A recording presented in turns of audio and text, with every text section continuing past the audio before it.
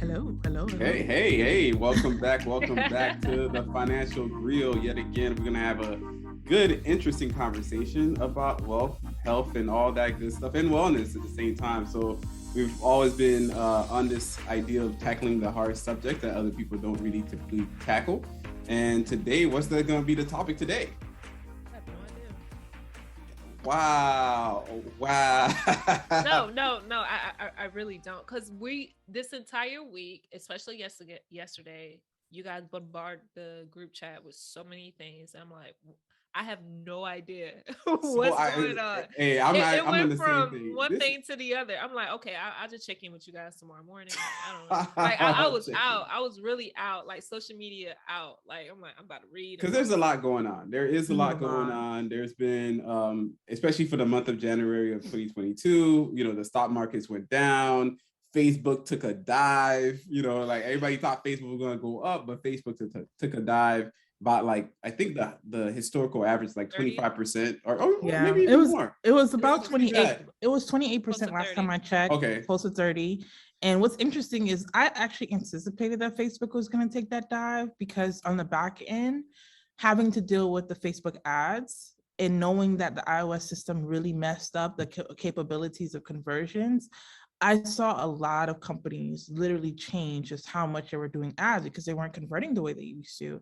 That thing that Apple did with the data privacy really hit them hard. And I think people don't understand like the other side of how just that's going to play a major role, because people are now allocating back to going to SEO, Google search, because why continue to pour into this machine where I'm not sure if people are going to be there. TikTok took a lot of people's viewership. The amount of time people used to spend on Instagram has been diverted majorly to TikTok. Got to remember, the more eyes and more time people are spending, the more people get more ads that they can run through their Facebook platform. And all of these things, I was just like, yeah, Facebook's earnings are going to be probably a little bit difficult for a little bit, because they're trying to figure out how can they be the best place for the metaverse. And those things take time for like society to adapt, because they're playing catch up and they're not necessarily the number one social media platform anymore.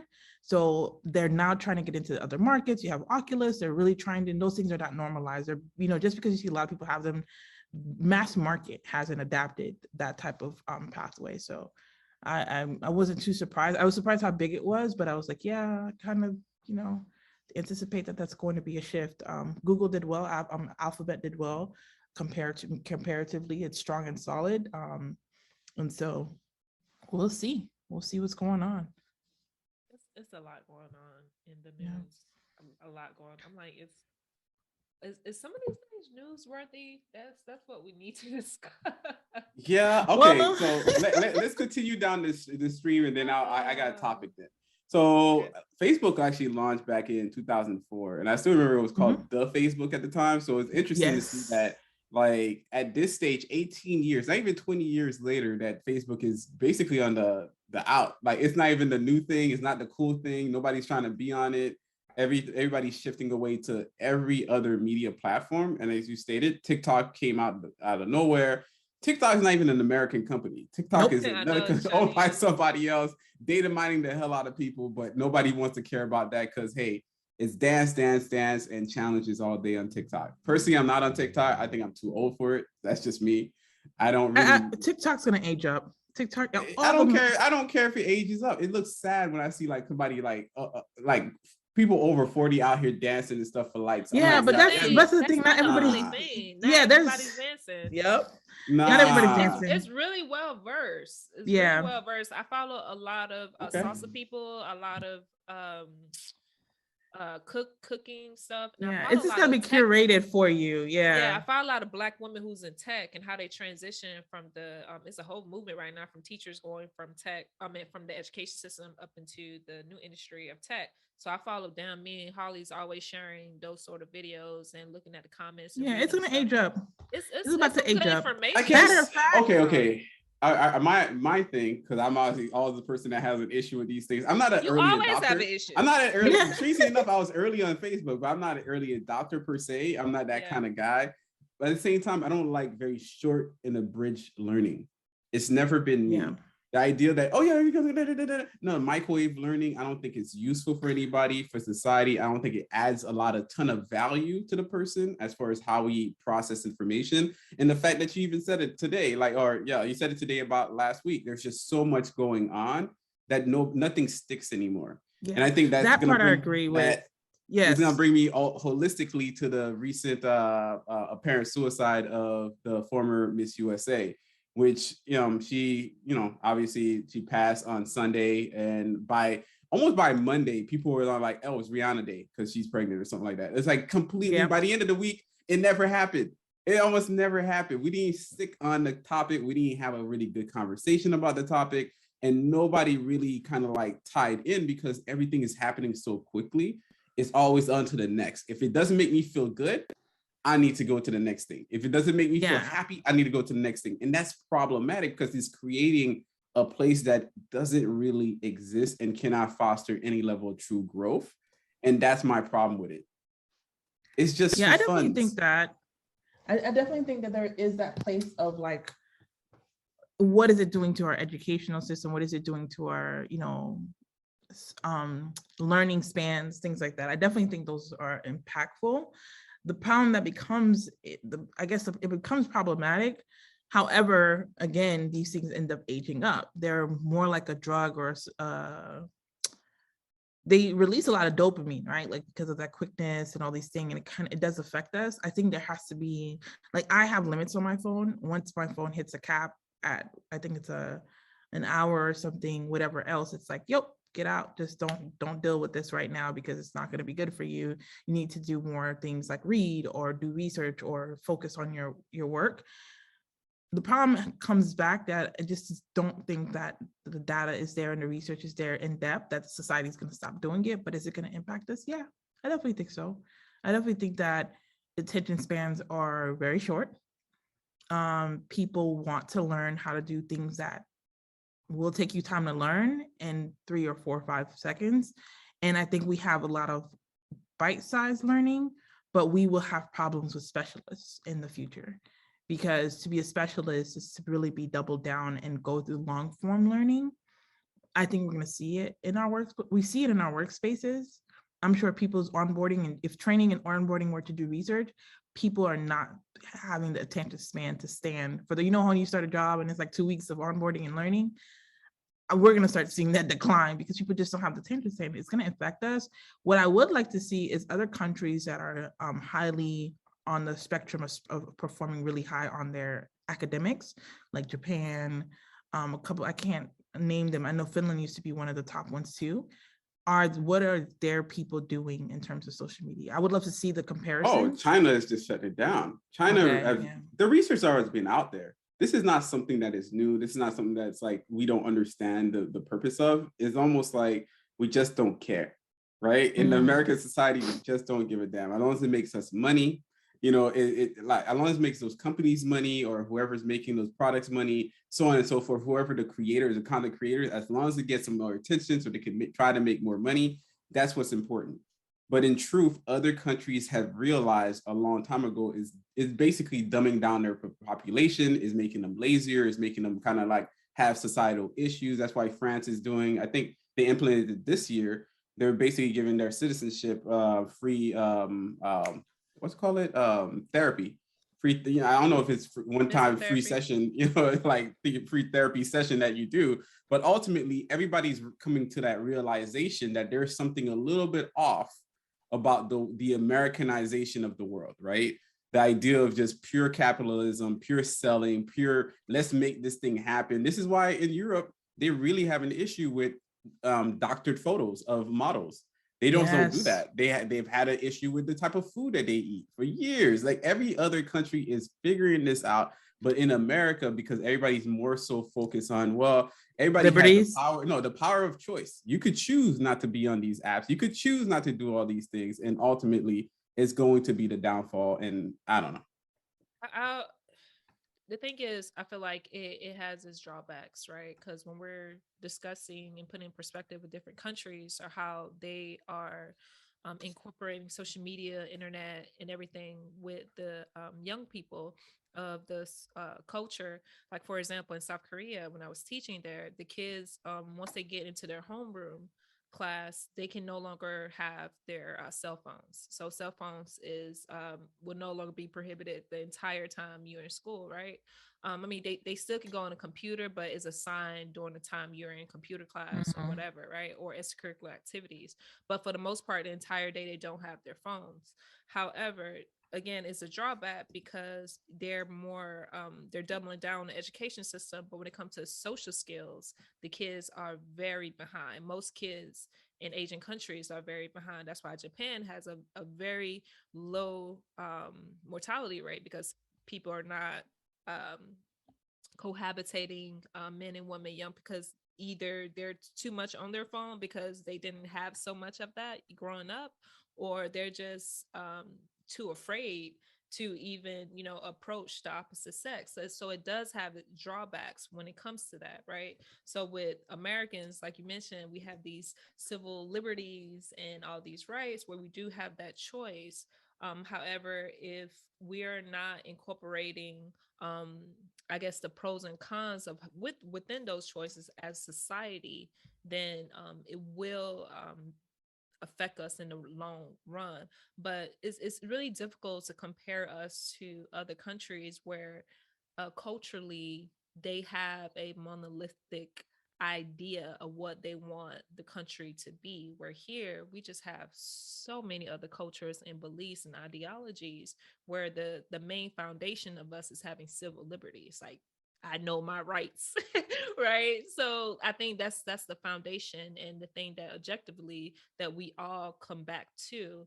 But it is very difficult for everyone to be on the same page, where everyone have these different, ideas of how our education system, how social media should be. So I don't think we will be on the latter pool of other countries when it comes to education system, because we don't find importance like we do other things. So it's just going to come down to it. Just all these countries have drawbacks when it comes to these things, and unfortunately we're just suffering more, being that we're the strongest country. So that's what I think in terms of that. I think there's so much complications in terms of, like you said, because it's like a melting pot of cultures and ideologies. And just to kind of bring up, I don't know if you guys have noticed what's going on with Spotify, and a lot of the podcast people are like kind of like LG posted on the group chat, Joe. Yeah, I can't remember his last name right now. Joe Rogan, and all the things that he's been saying, the anti-vax. Rogan. Yeah. Yeah, and that was weird. Joe Rogan. Yeah. So now a lot of people are. I know it's something. Yeah, it was. So because of that, what's ended up happening is a lot of other people that have podcasts by Spotify are saying, like, you need to fix this because, hey, this is wrong, what he's saying. But then there's another group that's saying, well, we're not saying what he's saying is wrong, right? However, we live in America where freedom of speech is censorship. We're getting in a dangerous line where we're trying to censor people. Like, you know how other countries, like, there's certain things you just cannot say. Like, you can't just get on the social media and just be like, oh, I'm going to just say these things about China and be on their government. It just doesn't work. Oh, no, way, China right? don't play that game. Yeah, they don't play that game. So what's happening now, the conversation goes back is, should we be censoring? And it goes back again to what Alana was saying. We have this liberal, people should be able to say whatever they want to say. People should be able to ever do whatever they want to do, for the exception of the things that are against the law. But in terms of your speech, the turn of what you can, your thought process, even if it's not true, even if it's not backed by facts, should that be okay for us to say? I think there's a lot of things that in our society, especially here being in the Western world, Western culture, that can be very problematic. I don't know, like, how we would ever come to this like one-centered value system, the way America's just constitution is written out doesn't give room for that. Wait, someone a rapper made a song about FD Trump. Yeah. What other country? You can't really do that. You'll be not a lot of other. There's some other countries, but not a lot of other countries. Not a lot. Yeah, it's not a lot of them. So America does offer a lot of privileges and. I was just gonna say, do you think we have too much of? I personally think we have a lot, and it's gonna really like this ties in financially because at some point in time, we're going to have to revert back to what, normatively is acceptable around the world, or not acceptable, just the way that people are living. I think we've been living in the high in America for the last 20 to even not even 20 years, because now I'm like, dang, I'm getting old. A good 50 years. We've been at the top of the game. We were able to compete financially by saying, hey, we literally said, hey, we want this price. This is the price that we get because we're America. We want to buy these many cocoa beans. That's what we're going to get for this price. And ultimately, since the development of comparative advantage, in which every country has something that they could provide to the global population at a cheaper price, everybody started realizing that America doesn't make anything, really. We don't really make stuff. Like we buy stuff. We make culture, okay? We make culture, or we make the idea behind it, but we stop really being global producers in a very long time. And that's what we're hit by right now with the supply chain. We're waiting for things to come into the country. We're waiting for things to get moved around and shipped around in the country. And that's ultimately the problem, to the point that I think we're going to see a big shift going forward, especially with all this short attention span. People want to be rich tomorrow. I think a lot of people are going to end up living with their parents. That's the biggest thing. Like you're gonna have a lot of older people. Like if you're pushing 40, even living with mom and dad, trying to become the next quick rich get rich thing at the end of the century. And that's something that's been going on in or double down, live together with either companions or I don't even think people have, like you're to your point, a lot of people are not getting relationships like that anymore. Yeah. Like this is actually happening. Like this is, as much as we look at the rest of the world and think, oh, that's just dumb, but in truth, it's going to happen to us. We're seeing the small semblances of people. Like what's the average age of people? People used to get married by before they were 30. Now everybody's kind of generally getting married after they're 30, maybe 32, maybe that's the average. When are your friends getting married? The ones right now, the ones that we're living with. I'm guessing 35 plus, maybe 37, if they're lucky at that. And that's if. So when are we starting families? When are we buying homes? When are we, placing roots? Where are we going to the PTA meetings? We're not doing any of these things. And that's going to hit us financially because of the attention span that we don't have anymore. The idea that we just want to live in a world where things are just easily given in the gig economy or the creative economy is actually going to be very difficult for us to live in the real world. I know I'm actually showed you guys this graphic. Yeah, I completely agree. I was looking at the highest is Croatia. Yeah, basically I'm showing this graphic because nobody can actually see it.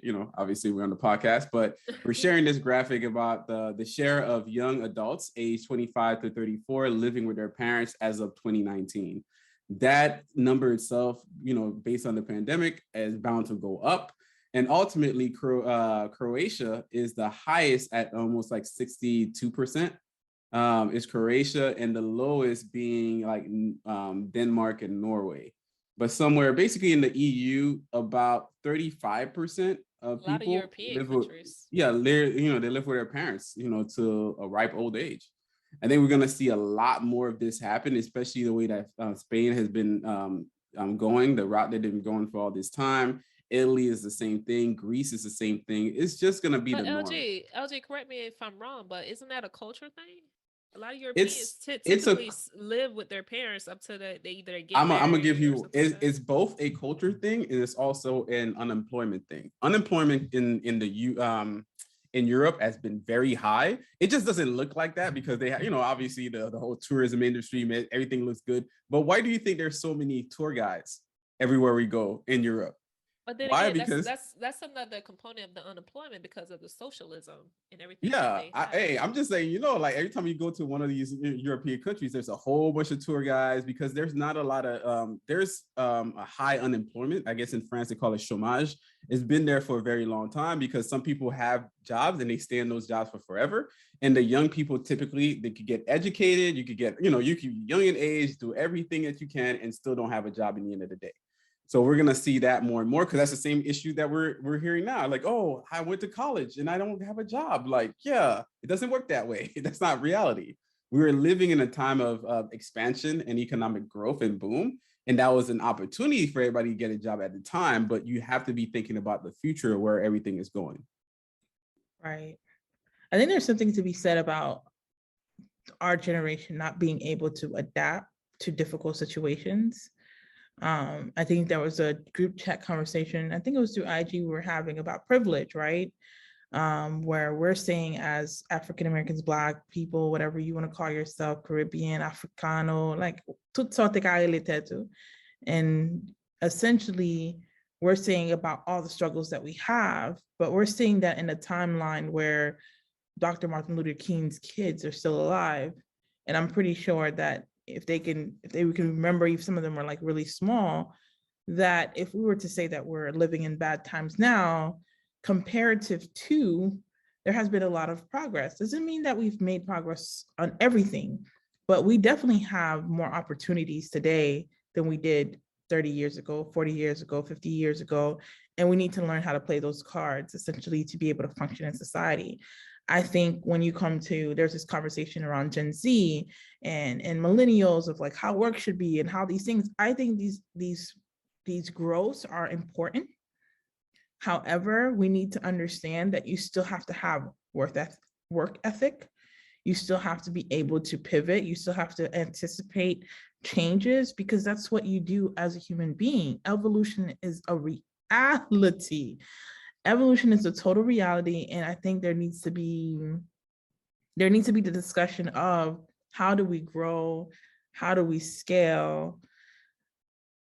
Awkward. How do we grow? How do we scale and use our resources for evolution, essentially? That's just my 2 cents. If I sound distracted, know that LG is distracting me. Share something. I'm not gonna acknowledge that. Anyways, we're just gonna keep moving. We're gonna keep rolling on. No, you made a great point. And on LinkedIn. On LinkedIn, yeah. Thanks for sharing that, per usual. You made a great point, Lovely, about how privileged we are. So I was thinking about this a while ago. I think LG brought this up a few episodes ago, or just us just talking in the group chat. Whereas I guess I had to look outside of myself, right? When we're talking about the Black experience, or we're talking about like the average Black person. For me, my average Black person is, I see myself, I see you guys, and I have people outside of you guys, right? And I have my family outside of you guys, right? So for me, the Black experience in average, they're saying nationally making what, 45,000 a Black woman, but the first 4 or 5 women I know are above that economic class. Right. So when I speak about my experience, and I'm just like, is my experience actually the average experience? No. And I think about how these narratives and people who are talking about these different perspectives who are not even within that average. So we're speaking about like this huge amount of people that are not being acknowledged or not being placed inside this other circle that don't have the resources, don't have the accessibility, or don't even know how to kind of change the trajectory of their life when it comes to socioeconomic class. So, and that's why I actually like TikTok a little bit for that, because you're being exposed to people that were making $40,000, realizing that tech is a possibility.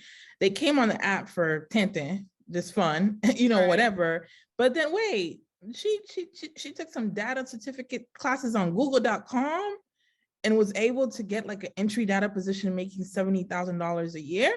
Okay, I'm doing something wrong with my life. I need to figure out how to, and it goes back to the thing of being exposed, right? So Lauren talks about this often, how our culture, it's because of what we value, which is why sometimes we're not exposed to the things that are going to change. Like we value, like the shade room, right? Like the noise of that, and in essence of like, okay, there's so many people on shade room, like what, millions, right? Like it's like a really 25 million.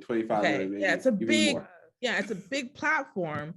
And essentially the core of that platform is just about news about other people's businesses and stuff like that. If there is like a few, healthy topics, it's not the majority, right?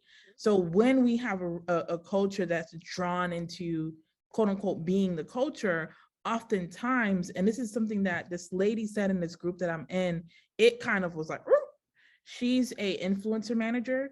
And, you know, I don't know if you guys have, you all have heard about how there's a pay gap between Black creators and white creators. And she said something in there. And I just want to clarify for everyone that's listening, she's the sister, she's Black. So I'm like, oh, Becky said this. No, it was not Becky. Okay. It was not Becky. She said this. She said, I have a budget of 10,000. The influencer that was Caucasian asked us for 15,000. The influencer that was Black asked us for $1,500. When I know that the company had a budget of 10,000, she ended up negotiating with the Caucasian influencer. They got 10,000. The other influencer got whatever they had to end up getting. I think maybe it was still exactly what it was. And she said, because of this person's acts was what they received. You don't study your market enough. So to say, hey, we're not making enough money, you don't even know your market research. You don't know the value in what you're doing. So you then lowball yourself. And these people do not have time. If I know that my budget is 25,000, right? And somebody does ask me, hey, whatever else, unless I'm really like, okay, I need to make sure I give these monies to the right people. If you tell me 10, more than likely people are just going to give the 10. They're just going to continue going about it. But we're getting upset that, you know, Black influencers are not getting paid enough for Black creators, but you need to understand the business acumen side of doing business in this industry. And I think that's a lot of times what's happening to us. We're not exposed to the information, but now the information is not in a box, in a black box. The information is not at the golf court anymore. Now the information lives online. You can literally now do the research and expose yourself to environments. You can literally go on YouTube, like Google, and view Paris. It's not the same. It's not the same. I can admit going there is much more beautiful than watching YouTube. But I'm just saying that we need to be able to understand that we can now curate our environments to be able to be exposed to the information that's going to help us level up. We have to focus on that as a community, because she's not the first person to say it, but she had like a really, really high position in some of the big brands. So she wasn't just somebody that was like entry level. She was like high level director position, saying, I'm a Black woman. I hear y'all all on the streets, but you're not asking for the budgets. You don't know what your stats, having 1 million people on TikTok, having 20,000 people on Instagram. You don't know how to price yourself. So it's not necessarily only that the other persons are making more money, they're also understanding the business side of it. And so they're asking for more, they're putting pressure, they're doing the research. You can't get mad about that. You have to then figure out how to play the cards. I'm not saying that there's some companies that don't lowball Black creators, that exist. You then have to be willing to say no when those contracts come across your desk. You have to think as a business person. You have to bring, like, I didn't even know this. Instagram monetized my little page recently. Like, I don't know why. Like, all of a sudden I walked into it. They're like, yeah, we're monetizing it. I'm like, okay, cool. I'm understanding that, okay, they're only doing that now because they're trying to get more people to stay on the app. They're like, hey, for every time you post something, we'll give you like $10 for every 1,000 views or whatever. Every 1,000 views you get, we'll give you $10. They're doing that because they know they want people on their site because they want to grow their ad revenue in the long run. They're not doing that because they like Lovely. There's a business side to everything. And I think with our culture, sometimes we don't think of the other side, the other window. And that sometimes translate into our community not advancing. You literally can, Google has certificate programs for data analysis that you can literally go study, very low cost, then pitch out for tech companies, get an entry level position, work your way up. If you get a good tech company that you're part of, they might even pay for you to go to school so that you can then level up in that position. But you have to understand where the market is going. You have to understand what skills and assets are viable. And then you also have to understand how to pitch it in a very pragmatic way. I increased number. I did this, I made people feel good at my job. I'm a nice person. These are business people. These are professionals. At the end of the day, your metrics matter. Yes, we are empathetic to the fact that we're human beings and we want to be treated right, but understand that these businesses and these entities have quotas and things that they need to reach. You have to be part of the team, but also contributing in a way that grows a team. And these are often the conversations that I personally don't feel like we're having enough, because we want to be foo-foo about it. We want to just rub shoulders and kumbaya, when on the other side, there's some real things that you have to face and have to bring onto the table, because that's how you change your life and that's how you change your family trajectory, by not saying that, well, they don't pay enough. Well, find out how to make them pay. Find out what's going to up-level your skills. These are things that seem like we don't care about the mental health aspect. We don't care about these other things. We do, but you can't tell, nobody's going to tell me that poverty has ever been good for anybody's mental health. Those are just my information. Oh, yeah, I think this entire conversation has been interesting because it's really stems on information and how information is shared, how much we actually ingest the information and actually make good use of it. Sometimes when we see, at least for me, if I'm seeing a 3-second, conversation is not good enough for me. I'm a person that love to go on YouTube. I watch entire documentaries. I'm that kind of guy. I like to, listen to some Audible books. I'm not much of a reader, like a page-to-page reader, but I love me some Audible, so I get that information that way. At least my own trepidation with everybody's use of things like TikTok or things that's just this fast information is not giving them enough, as you stated, Lovely, of the real context that they need to understand in order for them to leverage and level up.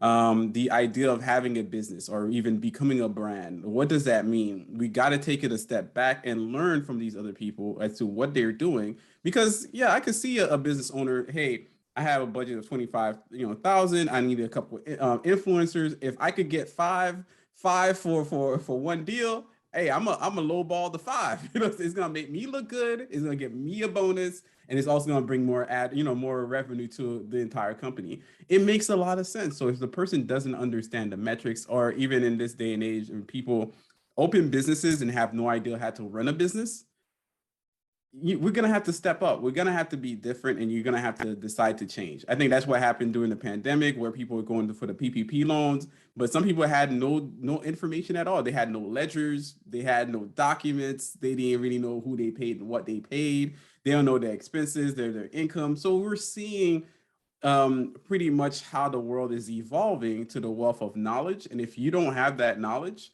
you're basically going to be left behind. And that's where I land with that one. Yeah. What do you have to say, Alana? Everything was great. Thank you guys for tuning. That's a Toastmasters pass. You got to be good at this Toastmasters. Let's go. Everything was great. Thank you guys for tuning in to that episode. Like, she's like, I'm gonna wrap all the way up. I'm not gonna say anything. That's it. Thank you so much. Where they could find you, anything. She's like, I'm not even gonna end this right. I'm just gonna I'm out. I'm out.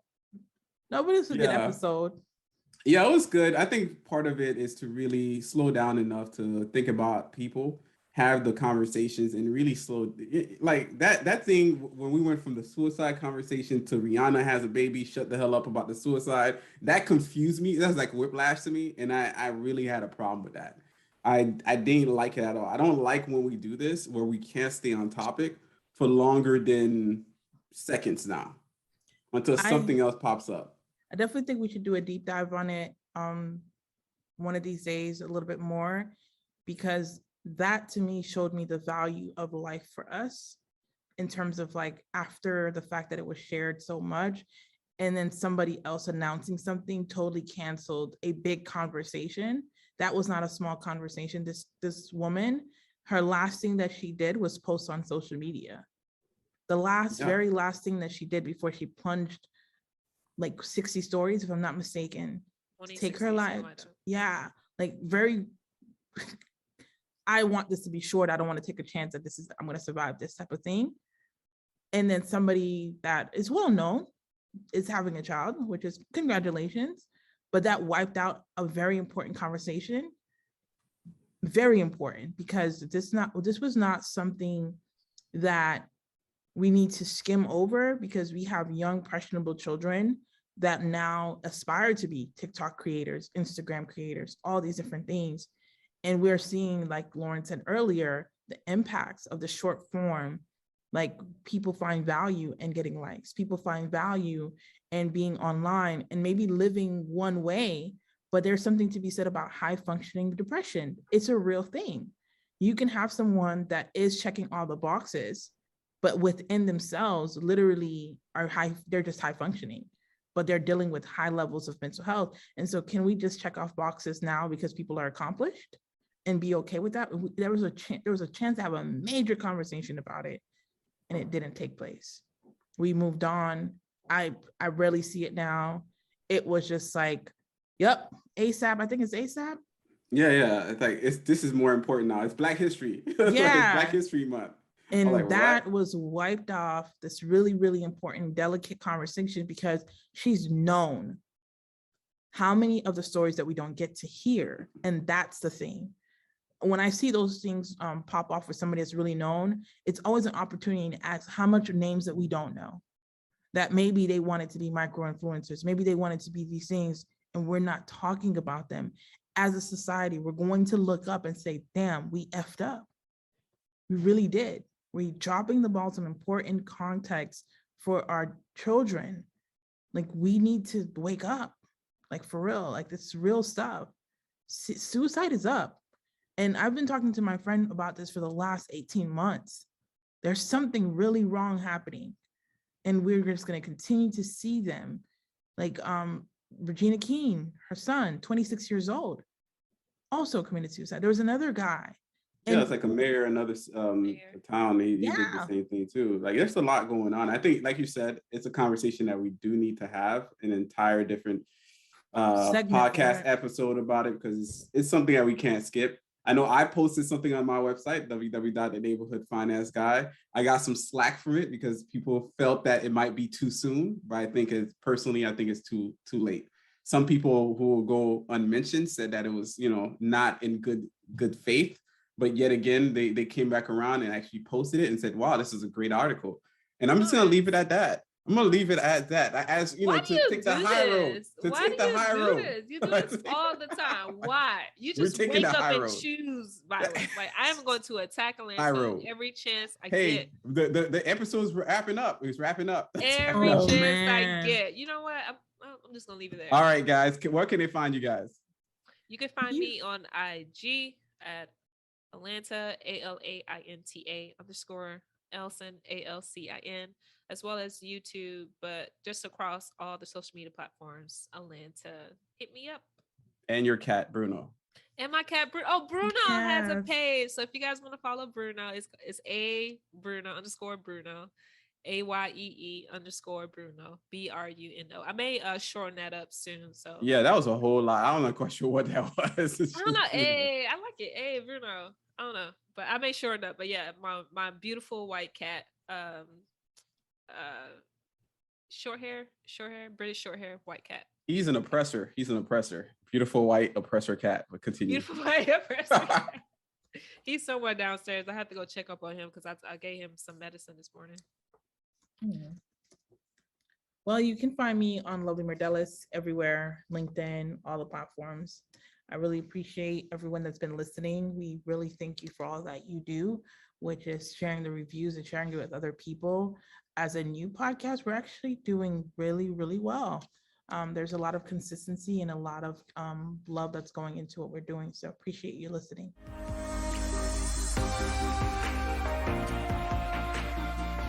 Thank you for listening to the Financial Griot podcast, powered by the Wealth Builders Collective.